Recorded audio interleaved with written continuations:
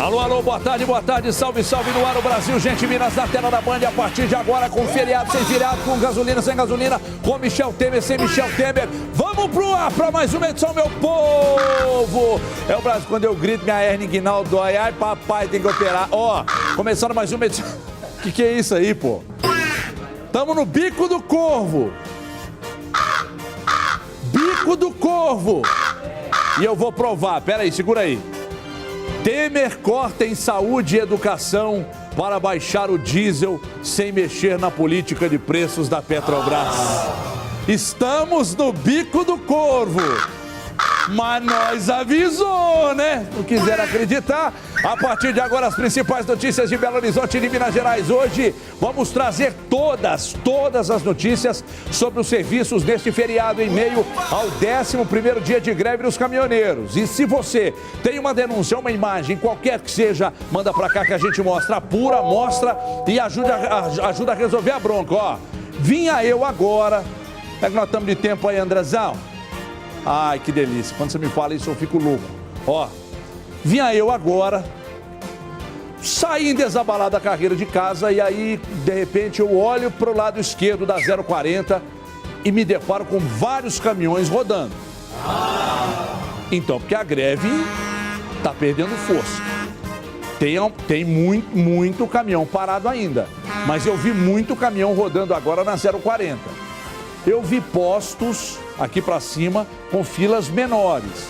Não sei se porque muitos postos hoje têm gasolina, têm combustíveis, e aí por isso acaba dividindo mais os carros e tal, né? Outros carros de outras regiões não vêm para a região Centro-Sul, da região Centro-Sul não vai para a região Norte e tal. E aí eu vejo filas menores, ou porque é feriado. No interior também, feriado, amanhã feriado em Divinópolis, Bom Despacho, aniversário de Divinópolis, aniversário de Bom Despacho e tal.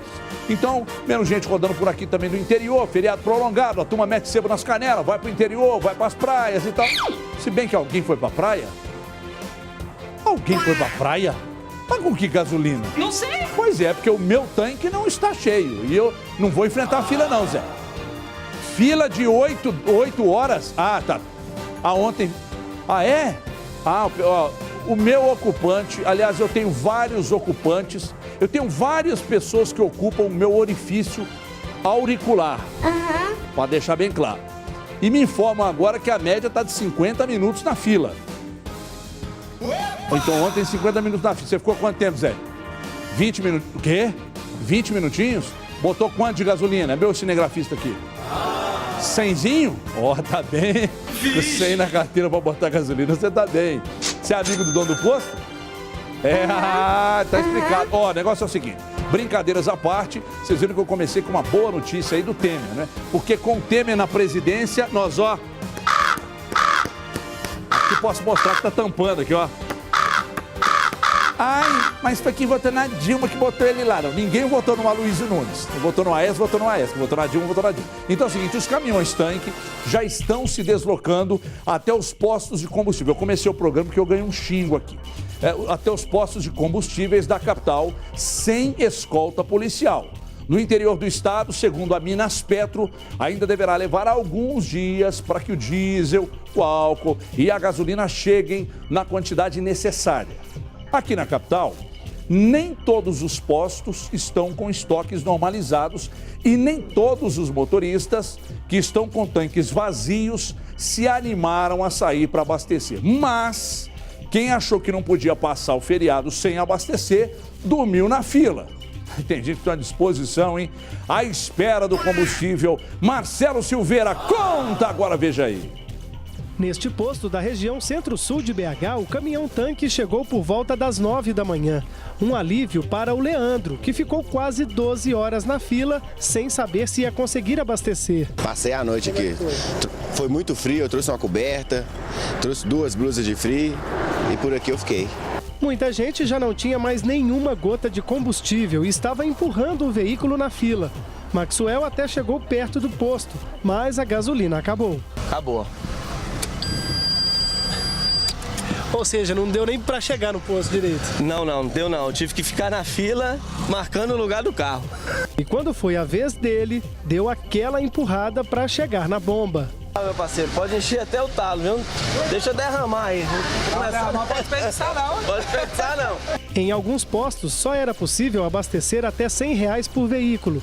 Este da Avenida Tereza Cristina, região noroeste da capital, tinha diesel, etanol e gasolina, mas a fila estava interminável. Segundo o Minas Petro, a situação aqui em Belo Horizonte deve se normalizar até a noite dessa sexta-feira.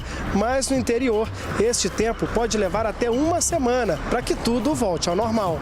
William apostou na sorte. Ele chegou a este posto às 5h30 da manhã e 6 horas depois recebeu a notícia de que não havia previsão de abastecimento. A gente depende do combustível, né?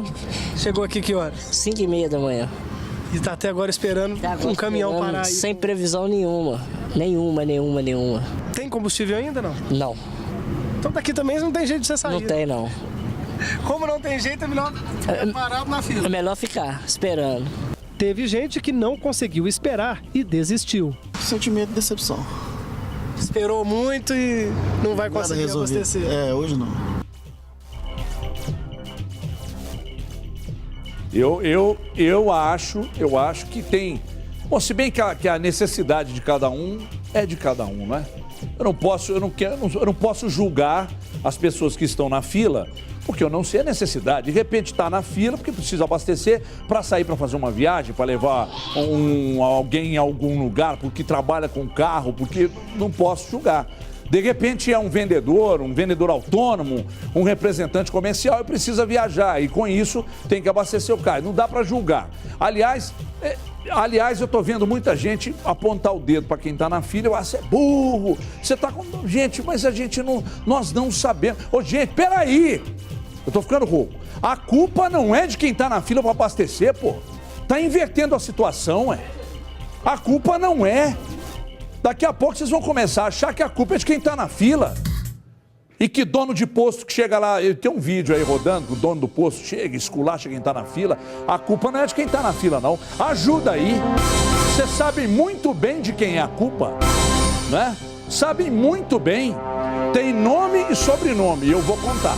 Daqui a pouco, tem até endereço. É lá em Brasília, eu vou contar daqui a pouco o nome. Mas vocês vão matar rapidinho. Eu vou dar só umas pistas. As estradas mineiras já estão liberadas para o tráfego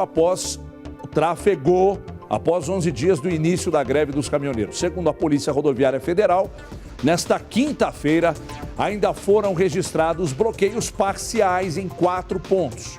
Até o momento, a Polícia Rodoviária Federal já aplicou muitas multas, sendo que o motorista autônomo que insistiu em permanecer estacionado às margens da rodovia ou em pátios nas laterais e tal da rodovia, eles também foram multados.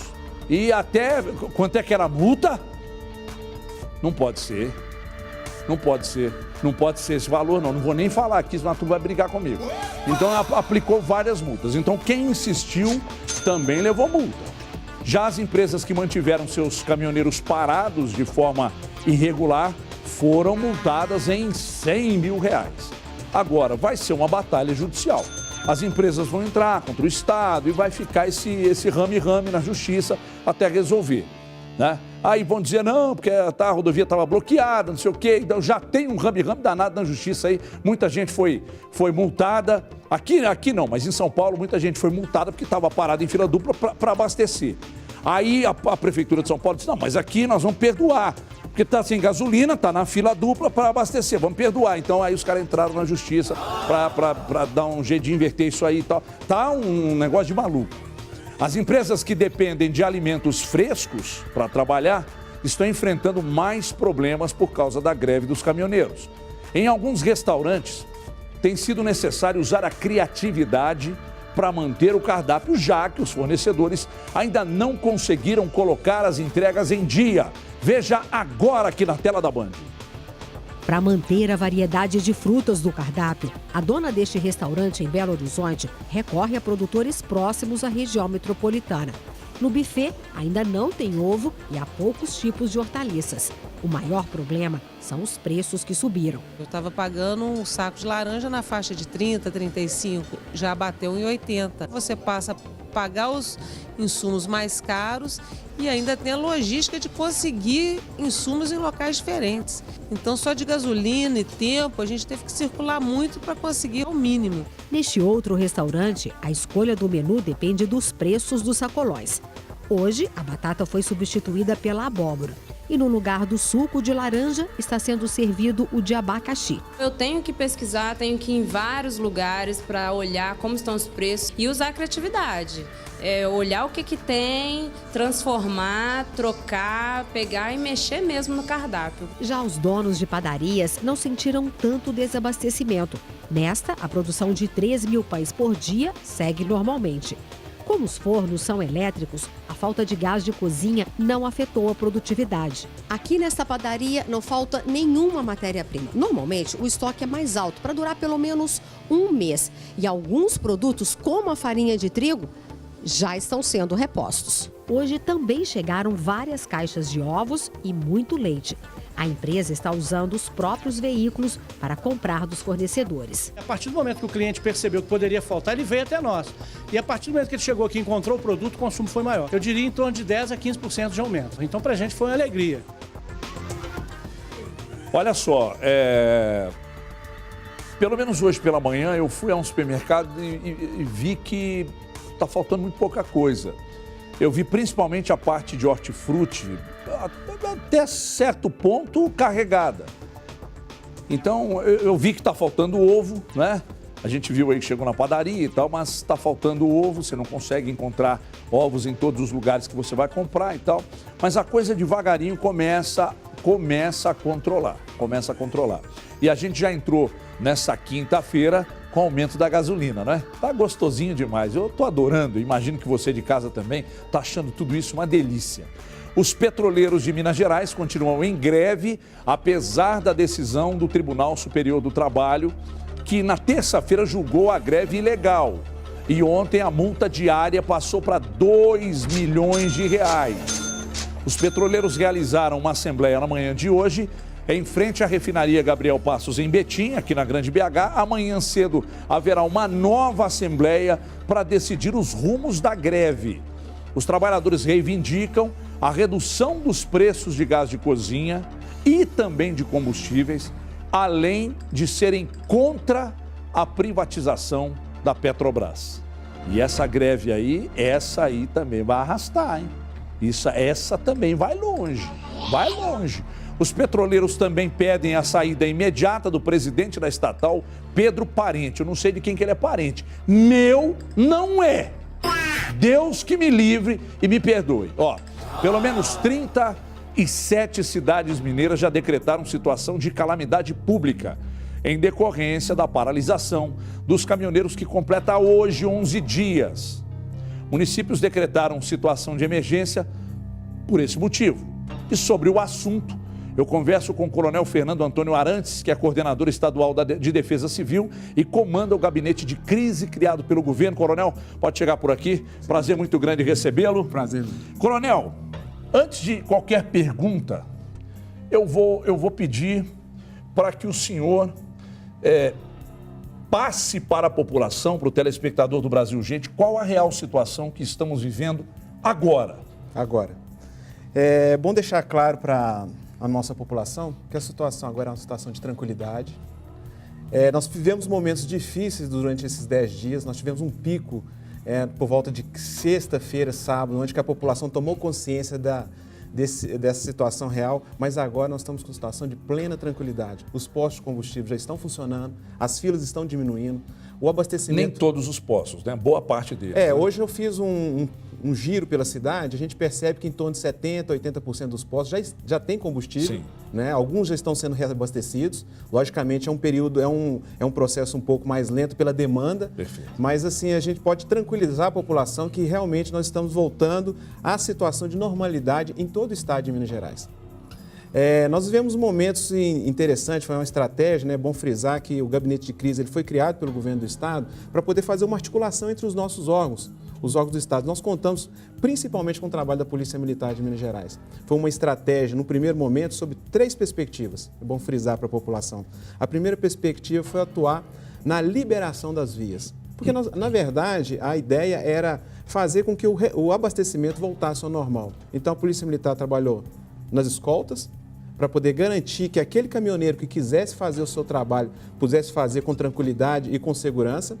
A segunda perspectiva, a segunda estratégia foi atuar na liberação de vias e na terceira, nas manifestações espontâneas que a própria sociedade começou a trabalhar. O ponto crucial foi quando nós estabelecemos a estratégia, com uma recomendação do próprio governador do estado, que fez um sobrevoo em Belo Horizonte, viu a situação, identificamos que existiam caminhoneiros que queriam trabalhar. E foi de terça para quarta-feira que nós atuamos nos 100 pontos de Minas Gerais, onde a Polícia Militar se fez presente para garantir que aquele que queira trabalhar, voltar ao trabalho, pudesse fazer. Foi um trabalho incansável de todo o esforço do Estado, através da Polícia Militar. Só para você ter ideia, para garantir, por exemplo, o funcionamento de Confins, sim, a Polícia Militar colocou à disposição um caminhão-tanque que da aviação do Estado e fez todo o trajeto de abastecimento de Confins com mais ou menos 800 mil litros de combustível. Você vê que Confins não faltou combustível. Faltava combustível na origem. Alguns voos tiveram alguns problemas, mas não... Foi só na origem. Exatamente. Foi na origem. A hora que chegava aqui, o voo estaria suspenso porque não tinha combustível no local. E assim foi. A estratégia que foi muito positiva foi dos 40 primeiros postos que foram liberados, onde nós fizemos a escolta, liberamos os 40 primeiros postos, a população começou a sentir que realmente estava voltando à normalidade. E interessante, no abastecimento do SEASA, foi na madrugada de terça para quarta-feira, onde nós conseguimos entrar no SEASA com 53 caminhões. Acho que esse aí foi um marco bastante interessante, que a SEASA, na quarta-feira, a SEASA já estava funcionando em pleno apoio. A gente vê que cidades do interior decretaram um estado de calamidade. Em que situação? Como é que funciona? O que de fato está ocorrendo na cidade em que o prefeito pode pedir estado de calamidade? É bom a gente, didaticamente, tecnicamente, dividir muito bem isso, né? Essa é a situação de emergência, estado de calamidade está relacionada a desastre. Desastre, ele tem uma concepção muito interessante com relação à quebra da normalidade por um acidente, seja de causa humana ou seja de causa natural. Então, essa que é a destaque. O que nós vimos aqui foi uma interrupção de serviço por um movimento reivindicatório que se assemelhou a um grande desastre na concepção de defesa civil. Então, nós estamos fazendo o quê? Uma analogia em cima desse aspecto. Alguns municípios, diante dessa analogia, decretaram situação de emergência ou estado de calamidade. Então, veja bem, sob a ótica da defesa civil, sim, em caso de um desastre como enchente, terremotos, maremotos, né? A situação de emergência é uma situação onde que o município ele tem condição parcial de restabelecer a ordem que foi rompida pelo aquele movimento. Então, eu só preciso de um aporte, porque eu tenho condições de me estruturar, mas eu preciso só de uma ajuda. Agora, a calamidade pública ela é mais grave. É o quê? O município ele não tem condições nenhuma, ele precisa de totalmente 100% do aporte de fora, seja do governo do estado, seja do governo federal. Então, os municípios que decretaram, naturalmente, não tinham combustível, começou a faltar alimento, começou a faltar insumo em hospital e não tinha outro recurso. Isso aí foi um entendimento do munícipe, porque ele coloca, o que ele busca? Ele busca duas coisas. Primeiro, uma situação jurídica especial, onde que eu possa, como poder público, eu possa executar minhas compras, sem licitação. Exatamente. Então, isso atendeu para aquele município ali. Então, o prefeito, geralmente, ele chegou, analisou, falou, eu preciso de fazer esse aporte de recursos nessa necessidade sem licitação. Então, esse serviu para atender isso. A expectativa nossa que foi essa motivação. Agora, o aporte de ajuda do Estado, ele se deu no trabalho. Ele se deu justamente na conjugação dos esforços que os órgãos do Estado, através principalmente da Polícia Militar, para a liberação das vias, para poder fazer com que o abastecimento chegasse àquele município, e foi o que nós fizemos. Então, nós priorizamos no início hospitais, priorizamos a alimentação animal, nós estávamos com um problema sério na parte da situação de suinocultura. Perdemos muitos animais nessas cargas vivas aí, coronel?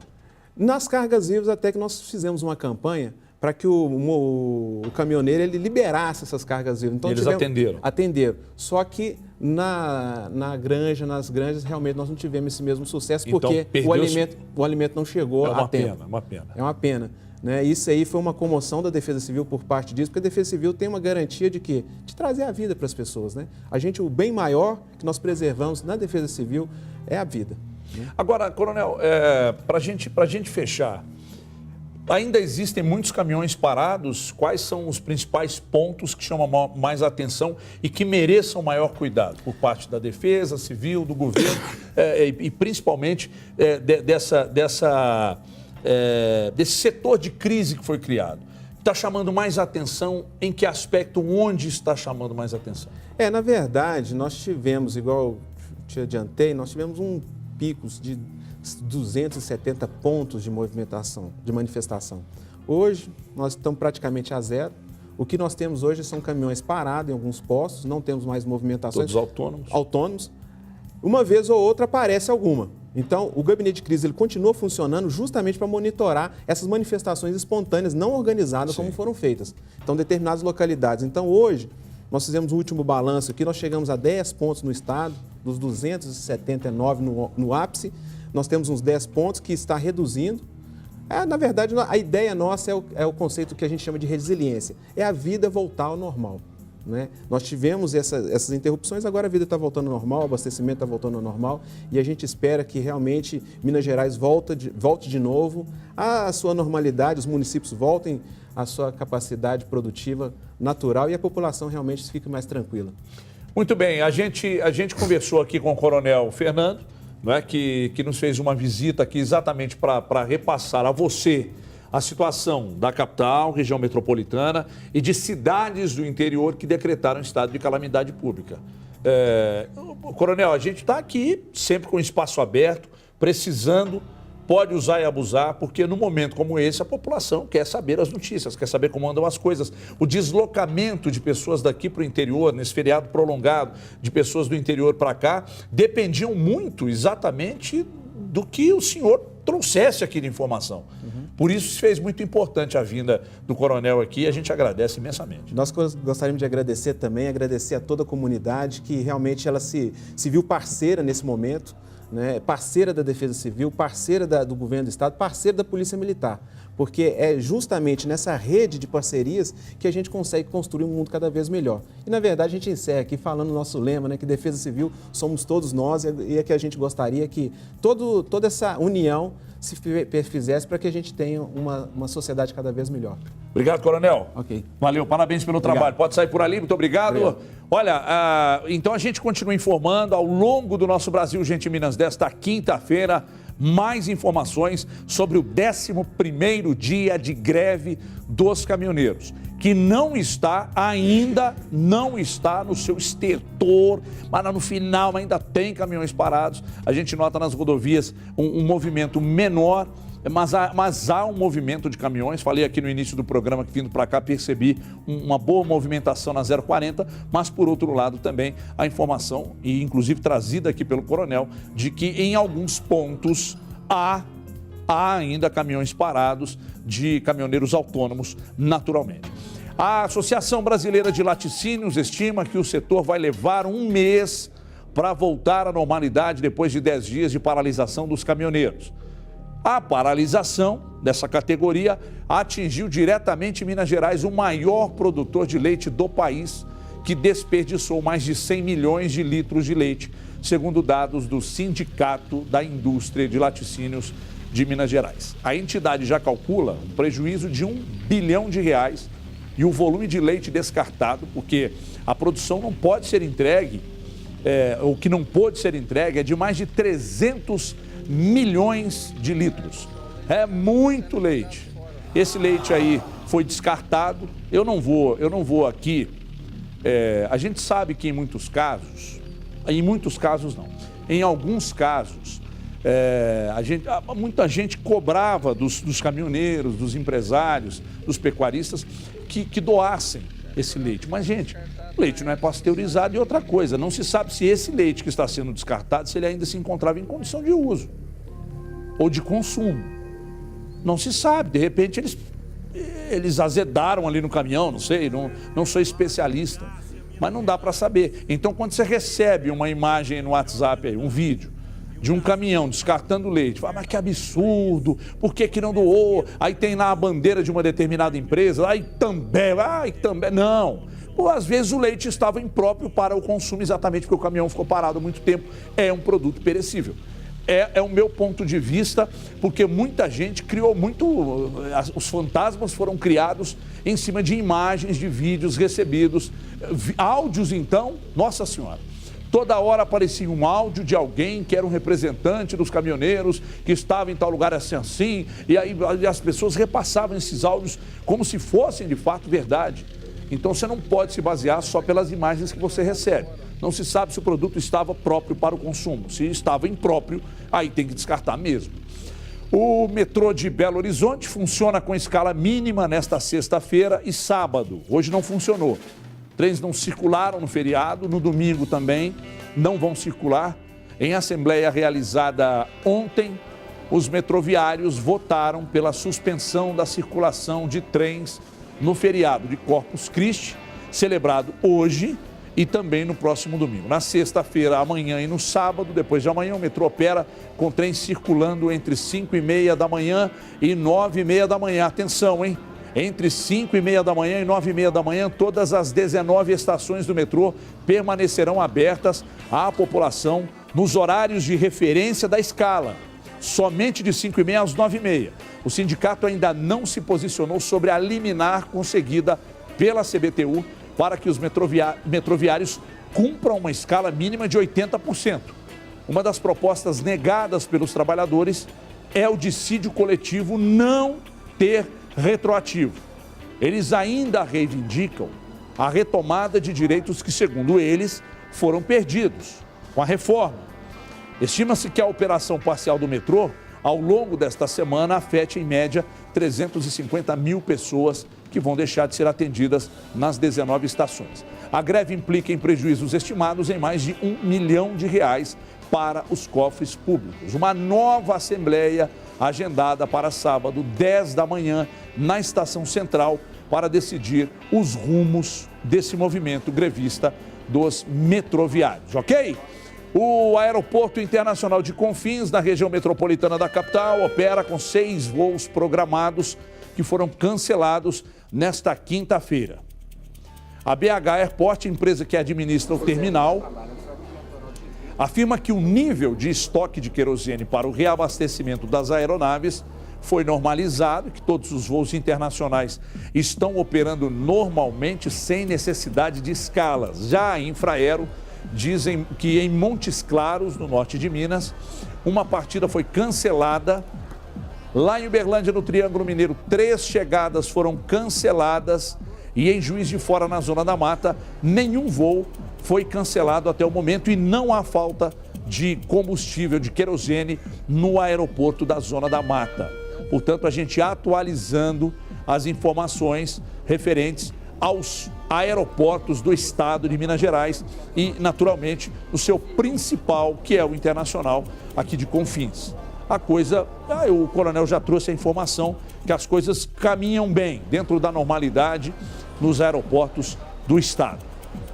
Após 5 dias paradas, as linhas de montagens da Fiat em Betim, na Grande BH e Goiânia, lá em Pernambuco, voltam a operar hoje. A Associação Nacional dos Fabricantes de Veículos Automotores ainda não divulgou um balanço com os impactos sobre estes 11 dias de greve dos caminhoneiros. Segundo a Anfávia, nessa quarta-feira, portanto ontem, 40 montadoras estavam com as atividades paralisadas em todo o país, deixando cerca de 120 mil funcionários de braços cruzados. A empresa ainda ressalta que retoma a produção de veículos de maneira gradual, a partir da próxima segunda-feira. Funcionários também ficaram sem trabalhar em montadoras como Volkswagen, General Motors e Ford. Então, a gente naturalmente entende porque as peças paradas, os cegonheiros também não rodavam, os pátios lotados, como é que você vai produzir, falta peça, e aí como é que você vai tirar esses carros do pátio? Os cegonheiros todos de greve. Então agora a coisa começa também a voltar ao normal. Agora vem cá, eu peço a sua atenção para isso que nós vamos falar agora. Nós recebemos aqui no Grupo Bandeirantes um vídeo e a gente vai mostrar para vocês. É que supostas multas aplicadas por um policial militar a motoristas estacionados para abastecimento em um posto. Terminou tudo isso numa baita de uma confusão em Nova Lima, na região metropolitana de Belo Horizonte. Vamos assistir juntos aqui, que tem áudio, preste atenção. Aí, pessoal, ó, situação do país aí, ó. Babacão aí, multando os outros aí, ó. Como é que é? Quem que é babacão? Calma aí, para aí. Quem que é babacão? Quem que é babacão? Quem que é babá? Quem que é babá?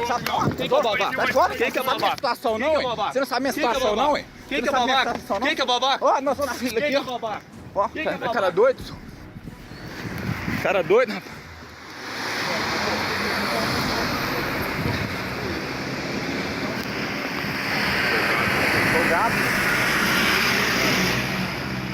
Abuso de autoridade tá filmado, viu?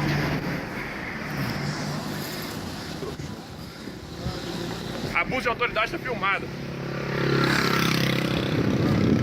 Meteu spray de pimenta no meu rosto ainda. Cara doido, cara.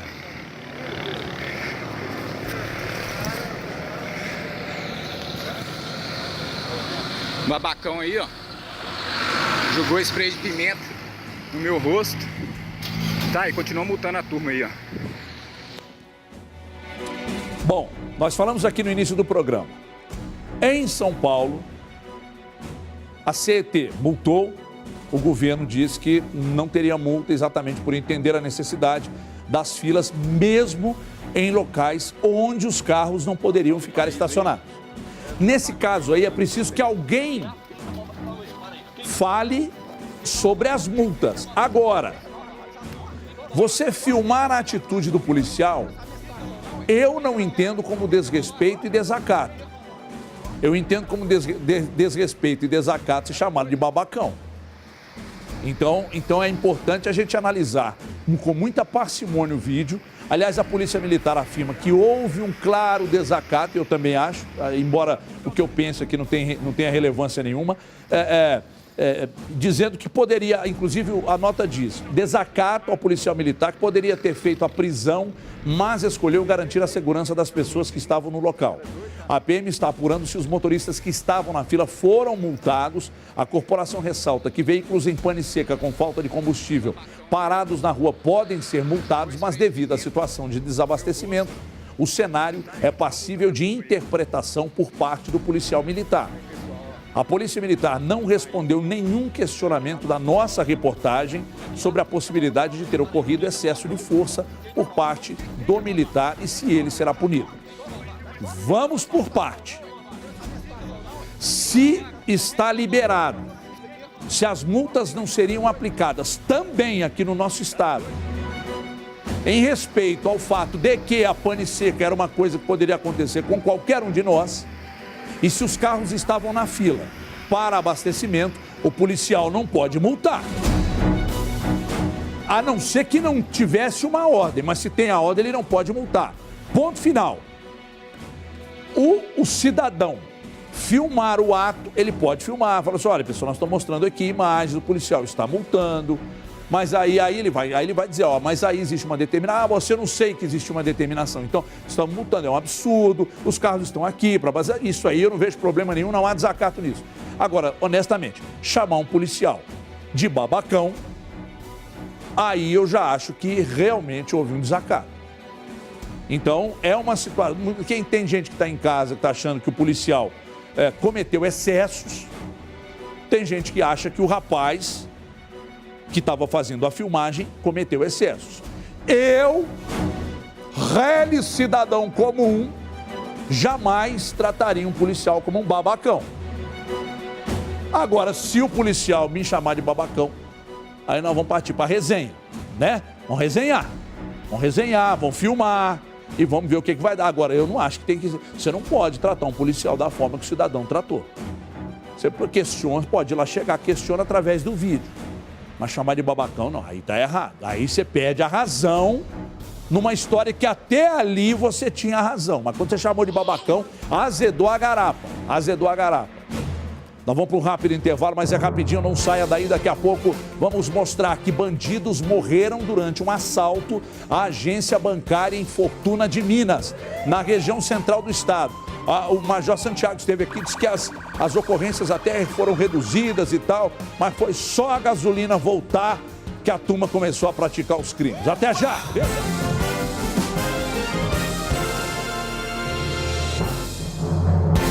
Estamos de volta. Eu me lembro bem de alguns. O tempo tá bom. Vamos batendo papo aqui, que o povo gosta de uma resenha também. Ó, eu me lembro, a gente não pode perder o respeito, embora em todos os segmentos nós tenhamos as pessoas ruins, as boas, as competentes, as que são incompetentes, os éticos e os que não têm a mínima ética. Em todos os segmentos. Todos, sem exceção. Mas a gente não pode perder o respeito pela instituição polícia, não. Claro que alguns cometem abusos, né? Nós estamos cansados de mostrar. Agora, eu acho que nós não podemos perder o respeito, não. E por isso eu falei no bloco anterior aqui e reafirmo. Você não tem o direito de chamar um policial de babacão, não. Não tem. E outra coisa, me lembro bem e vou repetir um caso ocorrido aqui em Belo Horizonte, que eu acho um dos maiores absurdos do mundo. Aconteceu na Libertadores de 2013, já contei isso aqui.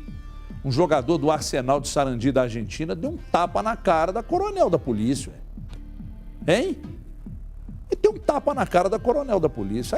Aí perde o respeito em geral, né? Aí depois deu um sururu danado e tal. Mas um caso desse pra mim era caso do cara ficar preso lá. Mas como o futebol perdoa tudo, né? Porque crimes cometidos no futebol, vai você, cidadão comum, chegar na cara de um coronel da polícia e dar um tapa, você vai preso, cara.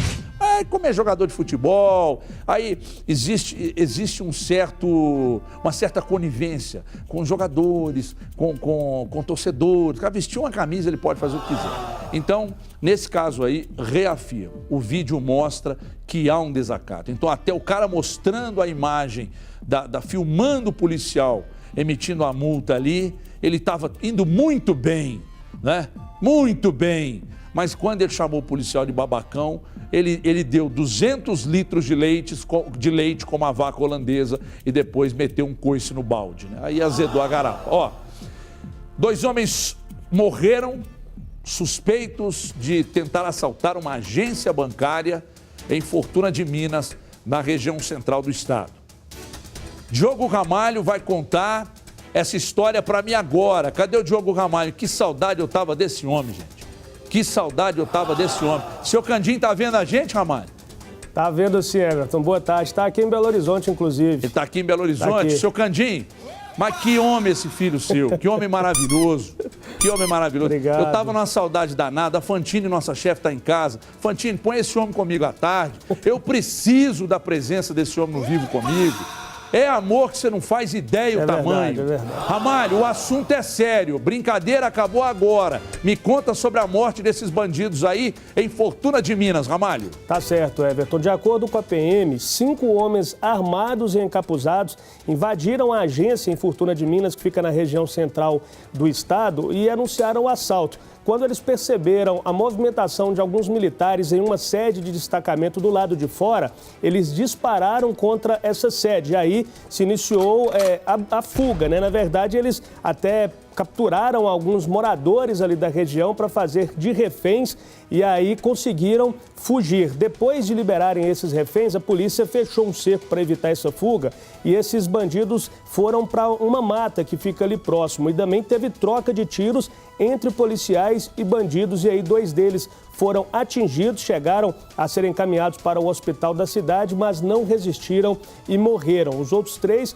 continuam foragidos. Agora, Everton, olha a quantidade de material apreendido. Se eu extrapolar o tempo, você pode até me cortar, porque é muita coisa, viu? Pode ficar à vontade. Olha só, uma picape Saveiro roubada no último domingo, uma espingarda calibre 12, outra espingarda calibre 28, a gente está acompanhando aí nas imagens, um revólver calibre 38, uma mochila com muita munição, mais de R$30 mil em dinheiro, coletes à prova de balas, toucas ninjas, pistolas, carregadores, enfim, muita coisa apreendida durante o cerco que foi feito nesse matagal aí, onde esses bandidos foram surpreendidos. Sorte que ninguém, além desses 2 criminosos que morreram, ficou ferido, viu, Everton?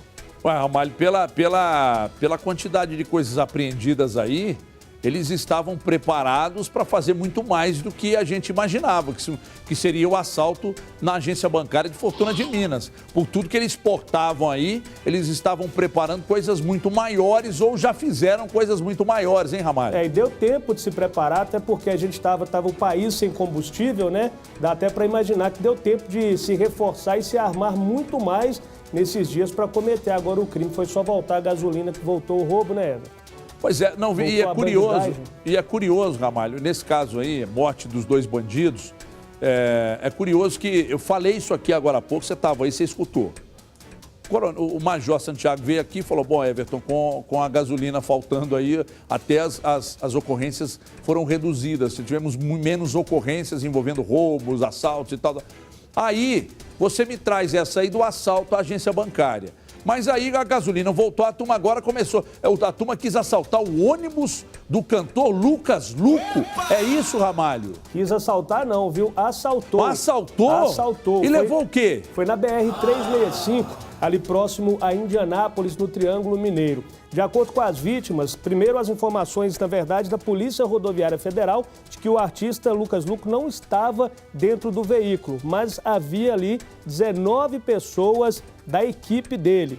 E essas testemunhas disseram, Everton, que um veículo da marca Golf, cor prata, cercou o ônibus, né, fechou o ônibus. 2 assaltantes desceram, anunciaram o assalto e obrigaram ao motorista aí que ele dirigisse até uma estrada de terra, onde ali foi feita a limpa dentro do ônibus e depois disso eles retomaram no veículo e conseguiram fugir. Ninguém ficou ferido, né? Tá vendo aí as imagens, nós estamos vendo a imagem do Lucas Luco, né, aí na tela. Ninguém ficou ferido, os assaltantes estão foragidos, polícia ainda não tem pistas deles, mas olha só o que foi roubado. Objetos pessoais dessas 19 pessoas, notebooks e 4 instrumentos musicais. A gente sabe que esses instrumentos não devem ser coisa barata, né, Everton? E agora a polícia segue aí em busca de pistas desses assaltantes. Lucas Luco havia feito um show em Patos de Minas e aí se dirigia de volta para casa quando, infelizmente,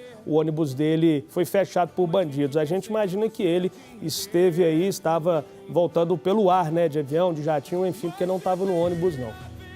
O Luco tá cantando aí. Você gosta do Lucas Luco, Ramalho? Ô Everton, eu não era muito fã de sertanejo não, mas de um tempo pra cá eu virei mais um simpatizante, viu? Tenho até ido a alguns shows de vez em quando aí. Não é ruim não, é bom, é bom. Eu sei, meu filho, eu sei que o amor faz, né? A esposa obriga e o sujeito vai e tal, porque na verdade quem manda na nossa vida é a mulher mesmo e ponto final. E na sua também. Seu Candim gosta do Lucas Luco, Ramalho? Não, meu pai é mais aquela viola raiz, Almissáter, Sérgio Reis. Né? Muito bem. Ramalho, um abraço, muito obrigado pela participação. Amanhã te espero de novo, hein? Um abraço. Amanhã eu acho que eu tô pela manhã, viu? Mas dia eu volto aí e a gente resenha mais. Se vira, liga pra Fantini e Godoy lá e pede. Um abraço. Um abraço. Tá aí então, nosso Diogo Ramalho falando comigo ao vivo da redação. É sempre muito legal falar com o Ramalho, meu irmão do coração. E esse aí já sabe da minha promessa com ele. Nós é que nem cachorro garrado. Onde vai um, tem que ir o outro. Ó, vamos para um rápido intervalo, daqui a pouco a gente volta. Ô, seu Candim, beijo pro senhor, dona Valdete, beijo para vocês aí, obrigado pela grande audiência e audiência qualificada, os pais do Diogo Ramalho. Rápido intervalo, a gente volta já já para a parte final e com boas e importantes notícias aqui no Brasil, gente, Minas. Até já!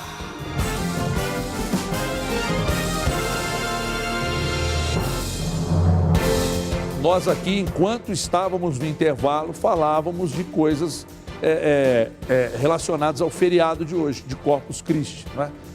350 mil brasileiros morrem todos os anos em decorrência do cigarro. É a chupeta do capeta isso aí. E hoje, Dia Mundial Sem Tabaco, especialistas e organizações buscam conscientizar a população sobre esta que é a maior causa de mortes evitáveis no mundo. É a chupeta do capeta. Laura França. Esse pontinho preto corresponde a um câncer de pulmão em estágio inicial. Mais de 31 mil novos casos da doença devem surgir esse ano, segundo o INCA. E apesar de ser a mais comum entre as doenças causadas pelo tabagismo, essa está longe de ser a única. O ato de fumar leva a 3 grandes problemas: o aumento da frequência de tumores na boca, na garganta, no nariz, em todo o pulmão. Aumenta a frequência de obstrução das artérias coronarianas, leva ao aumento do infarto do miocárdio e das artérias cerebrais, levando ao derrame cerebral. E, em terceiro lugar, a maior causa de impotência sexual masculina e de infertilidade feminina. Estimamos que a nação gaste, através do INSS, cerca de 60 bilhões de reais por ano com os malefícios do cigarro e recolhe em impostos cerca de 15 bilhões de reais. De forma que 45 bilhões de reais, que é o prejuízo diretamente causado pelo cigarro, é dividido entre todos nós contribuintes. E quando as doenças relacionadas ao tabagismo não são descobertas precocemente, o tratamento fica bem mais complicado. São 7 milhões de mortes por ano em todo o mundo, no Brasil, 350 mil. O número de fumantes no país diminuiu 50% nos últimos 20 anos, segundo o Instituto Nacional do Câncer. Porém, 18 milhões de brasileiros ainda têm o hábito de fumar. Com tantas campanhas de conscientização, por que será que pode ser tão difícil parar? É relativamente recente essa ideia dos malefícios do cigarro, né? Então, o cigarro também funciona como um elemento de diminuição do apetite e também dá uma certa tranquilidade a quem fuma. E é necessário, na maioria dos casos, você ter uma assistência médica específica, participar de um programa de abandono progressivo do cigarro, e hoje existem medicações que ajudem a parar de fumar. Mas muita gente acaba parando de fumar no susto. Foi o que aconteceu com a Cláudia, fumante por mais de 30 anos. Ela parou há 4 meses. O motivo é esse aí, a descoberta de um aneurisma cerebral. Como a gente nasce com uma deficiência na parede da artéria, o cigarro, com certeza, contribuiu para que ela estourasse e formasse o aneurisma. Para parar de fumar, especialistas recomendam, em primeiro lugar, a busca por uma vida mais saudável. Fácil não é, mas pensar nos benefícios que não vêm só a longo prazo ajuda. Melhora o apetite, né? O olfato, é impressionante. A gente dorme melhor, né? Vive melhor no geral, sem dúvida. Bom, vocês viram aí, e nós estávamos aqui enquanto você assistia, a gente estava aqui contando quantas pessoas do nosso ambiente de trabalho aqui fumam. E já tivemos um número muito grande de fumantes, né? Hoje as pessoas estão entendendo o problema, o tamanho do problema, a gravidade, as doenças graves que o cigarro pode causar, a inconveniência que existe, né? Você fumaça, incomoda um monte de gente e tal. E as pessoas estão se conscientizando. Muita gente aqui da Band, aliás, muita não, algumas pessoas que fumavam estão deixando de fumar, né? Pisquila, por exemplo, aqui, 8 cigarros por hora. Nossa, rapaz, como é que sua esposa aguentava o bafo, hein?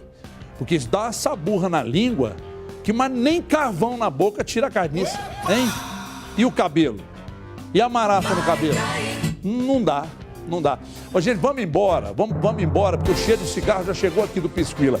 Vamos embora, amanhã a gente volta a partir de 4 da tarde. Quem é que está em São Paulo agora? É o Dateninho ou o Datenão? Joel Datena veio aí com o Brasil, gente, falando mais sobre o 11º dia de greve. Amanhã a gente volta. Bom resto de feriado. Um abraço, tchau, pessoal.